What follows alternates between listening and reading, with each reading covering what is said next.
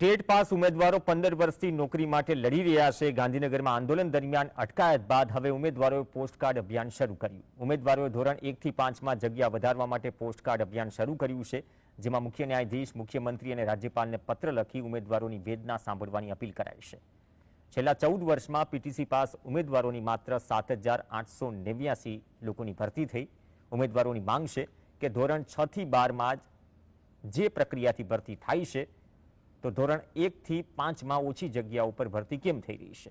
હાલની સ્થિતિએ રાજ્યમાં ધોરણ 1 થી 5ના 21,000થી વધુ શિક્ષકોની જગ્યા ખાલી છે। સાથે જ ટેટ 1 ઉમેદવારો કે જેઓની વય મર્યાદા હિસાબથી આ છેલ્લી ભરતી છે, તો જગ્યા વધારી તેમની સાથે યોગ્ય ન્યાય કરવાની અપીલ કરાઈ છે। 31/5/2025 સુધીમાં 21,000 ખાલી જગ્યાઓ છે, તો એની સામે માત્ર 5,000ની જ જગ્યાઓ આપી છે।